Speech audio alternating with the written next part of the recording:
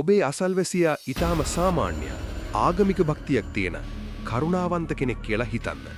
ඔහු පල්ලියේ වැඩවලට උදව් කරනවා, බාලදක්ෂ කණ්ඩායම් මෙහෙවනවා, හැමෝම එක්ක hina වෙලා ඉන්නවා. ඒත් ඔහු රාත්‍රියට අහිංසක මිනිස්සුන්ව දඩයම් කරන අනුක්‍රමික ඝාතකයෙක් කිව්වොත් ඔබ විශ්වාස කරනවද? අද අපි කතා කරන්නේ ඇමරිකානු ඉතිහාසයේ බිහිසුණුම මිනිමරුවෙක් වුණු BTK කිලර්. එහෙමත් නැත්නම් ඩෙනිස් රේඩර් ගැන. bind, torture, kill. ඒ කියන්නේ බැඳීම, වද හිංසා පැමිණීම සහ මරා දැමීම. මේ ඔහුගේ ලේහිරි වැටෙන කතාවයි.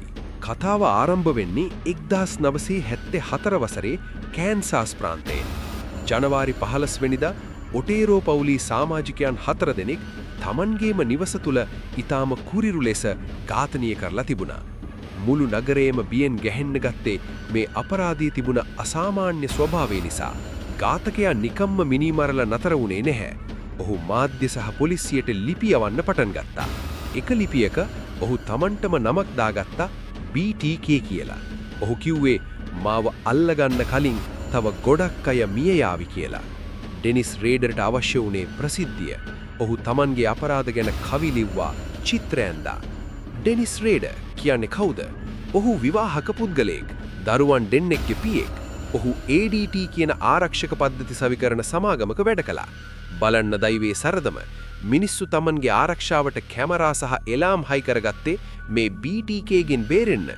ඒත් ඒ ආරක්ෂක පද්ධති හයි කරන්න ආවේ මිනිමරුවාමයි. ඔහු පල්ලියේ සභාපතිවරයා විදිහට කටයුතු කළා. නගරයේ නීති රීති තදින්ම ක්‍රියාත්මක කරන නිලධාරියෙක් විදිහටත් වැඩ කළා. කවුරුත් හීනකින්වත් හිතුවේ නැහැ මේ ගෞරවනීය මිනිසයා ඇතුලේ මෙච්චර දරුණු මෘගයෙක් ඉන්නවා කියලා. 1998න් පස්සේ BTKගේ සද්දයක් තිබුණේ නැහැ. හැමෝම හිතුවේ ඔහු මිය ගිහින් හෝ හිරේ ඉන්නවා කියලා. ඒත් වසර 30කට පස්සේ 2004 දී ඔහු ආයෙත් ලිපි යවන්න පටන් ගත්තා. මේක ඔහුගේ ලොකුම වැරදීම වුණා. ඔහු පොලිසියෙන් ඇහුවා මම ෆ්ලොපි ඩිස්කෙට් එක දත්ත එව්වොත් මාව අල්ලගන්න පුරුවන්ද කියලා. පොලිසිය බොරුවට කිව්වා නැහැ, ඒකෙන් හොයන්න බෑ කියලා. ඩෙනිස් රේඩර් ඒක විශ්වාස කරලා ෆ්ලොපි ඩිස්කෙටක් එව්වා.